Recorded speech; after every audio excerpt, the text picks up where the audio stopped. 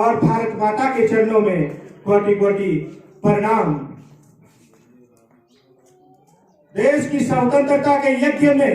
अपने प्राणों की आहुति देने वाले महान क्रांतिवीरों को मेरा कोटि कोटि नमन, शत शत नमन। उन भारत माताओं के कोख से जन्म लेने वाले उन सूरवीर महापुत्रों को, उन सूरवीर भारत पुत्रों को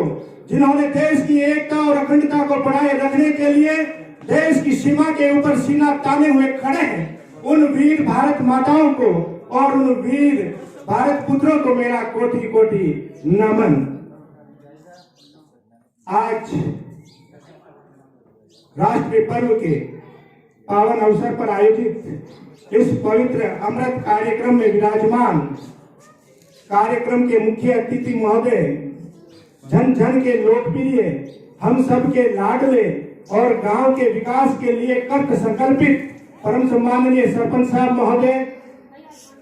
और कार्यक्रम की अध्यक्षता कर रहे स्थानीय विधायक के चंद्रमा के समान सदैव शीतलता प्रदान करते रहने वाले मीठी और मधुर वाणी के धनी कुशल प्रबंधन करता छात्र हितैषी परम सम्माननीय प्रिंसिपल साहब अनिल कुमार जी बोराना साहब, मंचासीन अतिथिगण महोदय, मेरे विद्यालय के ज्ञानवान गुणवान ज्ञान की गंगा बहाने वाले सभी साथी अध्यापकगण महोदय जी,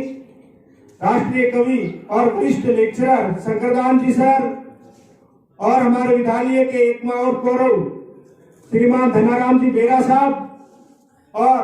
भारत के भावी भविष्य के निर्माण के लिए कृत संकल्पित मातृ शक्ति समस्त अध्यापिकाएं महोदया जी, पधारे हुए समस्त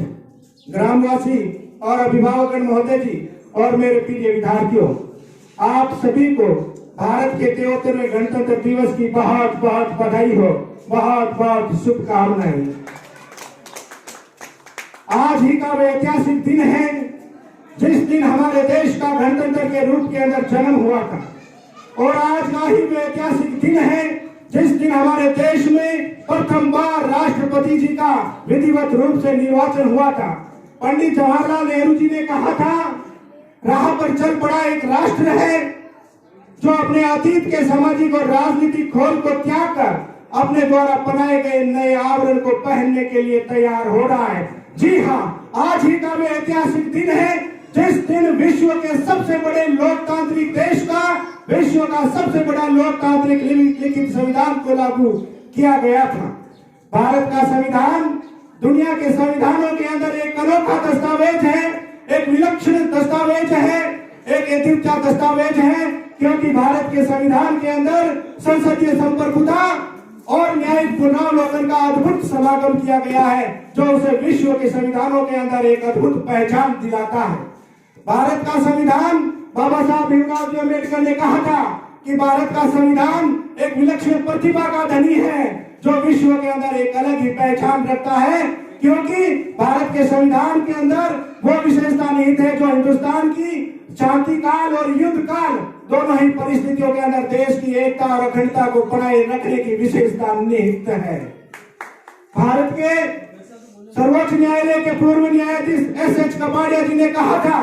कि भारत के गर्व करने की जितनी भी चीजें और जितनी भी वस्तुएं हैं उनमें सर्वोच्च स्थान भारत के संविधान का है। भारत का संविधान जो भारत को एक विशेष परिचय विश्व के अंदर करवाता है, विश्व के अंदर विशेष इतिहास दिखाता है, भारत के गौरव और सम्मान के अंदर वृद्धि करता है, प्रतिष्ठा और मान को बढ़ाता है। मेरे विद्यार्थियों, भारत के अंदर अनगिनत विविधताएं निहित है, भारत के अंदर विविध धर्मों के अंदर विविधताएं निहित है, भारत की विविध संस्कृतियों के अंदर विविधताएं निहित है, भारत में विविध जातियां, खान पान, रहन सहन, वेशभूषा के अंदर अनेक विविधताएं निहित है। लेकिन ये विविधताएं भारतवासियों की कमजोरी नहीं है बल्कि हमारी ताकत है, हमें अनुभव करवाती है, हमें गौरवान्वित करवाती है, हमें गर्व का महसूस करवाती है कि हमारा जन्म इस भारत देश के अंदर, इस देवभूमि के अंदर, इस पवित्र भूमि के ऊपर, इस ऋषि मुनियों की भूमि के ऊपर, इस राम और सीता की भूमि के ऊपर हुआ है, जो हमारे गर्व का हमें अनुभूति करवाती है। जब हमें अंग्रेज यहाँ से छोड़ करके गए थे, आजादी देकर के गए थे, तब अंग्रेजों ने कहा था कि है तो हम थे, अंग्रेज थे, इसलिए भारत को 200 सालों तक एकता बनाए हुए रखी, अखंड बनाए हुए रखा, और अब हम इस हिंदुस्तान को छोड़ के जा रहे हैं। देख लेना, ये सांस्कृतिक विविधताओं वाला देश बहुत सारे टुकड़ों के अंदर विभाजित हो जाएगा। लेकिन एक तरफ सरदार वल्लभ भाई पटेल देश के राज्यों को, देश की रियासतों को एकीकरण करने के अंदर लगे हुए थे, दूसरे भारत के महावीर बाबा साहब डॉक्टर भीमराव जी अम्बेडकर इन विविधता रूपी मोतियों को संविधान रूपी धागे के एकता और अखंडता के अंदर ऐसा पिरोया कि संपूर्ण विश्व भारत को गुरु मान करके इसको सलाम करता है, इसको आदर करता है, सम्मान करता है, प्रतिष्ठा करता है, और प्रत्येक भारतीय इसके ऊपर, अपने आप के ऊपर नाच करता है। मैं लास्ट में इतना ही कहना चाहूंगा,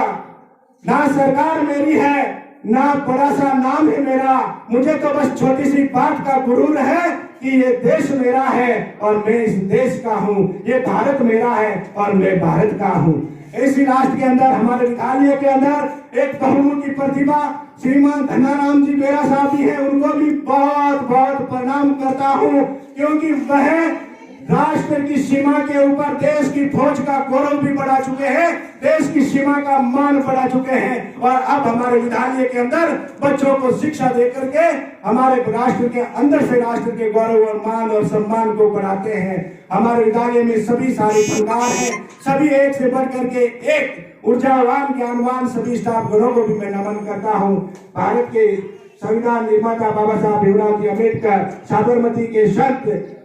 महात्मा गांधी जी, अहिंसा के पुजारी, और भारत के प्रथम प्रधानमंत्री जवाहरलाल नेहरू जी को भी मैं कोटि कोटि प्रणाम करता हूँ। देश सलामी इस तिरंगे को जिससे तेरी शान है, झंडा सदा ऊंचा रखना जब तक दिलों में जान है। जय हिंद, जय भारत, जय राजस्थान, जय जोधपुर, जय नागौर।